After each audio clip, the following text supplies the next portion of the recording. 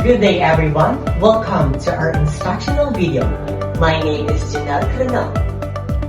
My name is Rose Medicine Rosandina. We will be discussing about the introduction of organic chemistry.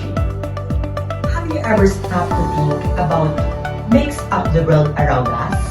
From the fuel in our cars and the plastic in our phones to the very DNA that makes who we are.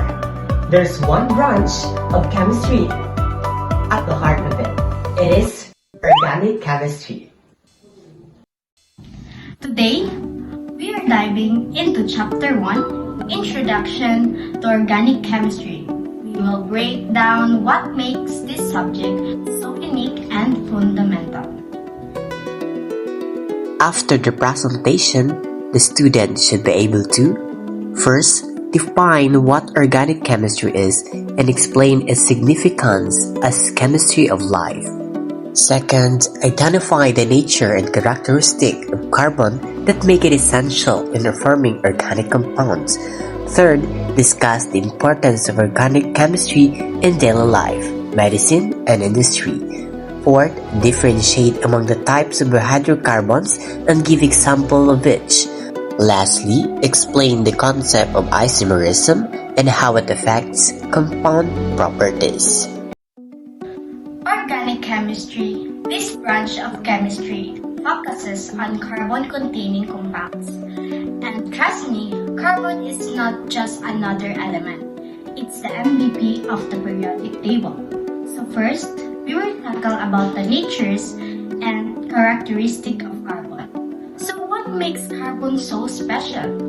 Well, carbon loves to make friends.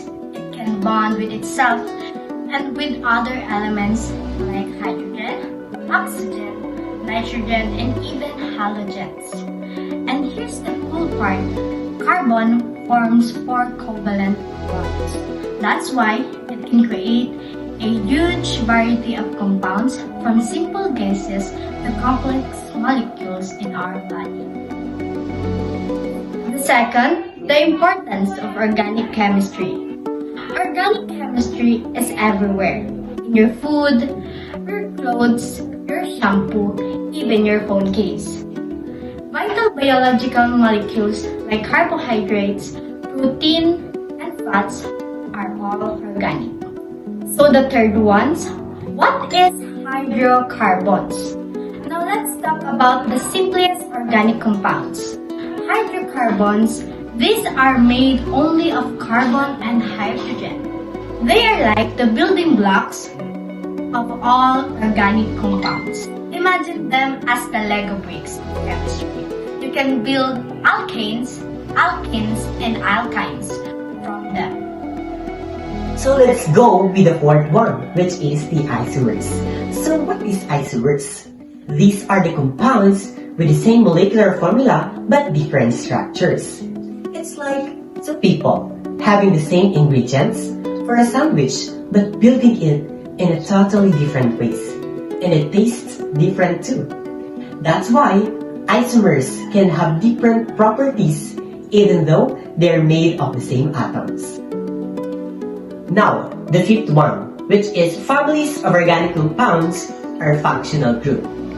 Organic compounds are grouped into families or homologous series, just like a big family reunion. Each family has a functional group, which decides how the compound behaves. Now, let's meet the real MVPs behind organic chemistry, the scientists who made all of this possible. First, we've got John Jacob Berzelius. He believed in the vital force theory, which said only living things could make organic compounds. Sounds magical, right? Next, they came Friedrich Wöhler. And who is Friedrich Wöhler? The rebel chemist. In 1828, he accidentally made urea compound.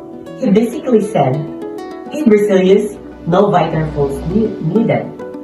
And finally, we have Hermann Kalbeck, the student who took it to the next level. He made acetic acid, which is the sour stuff in vinegar.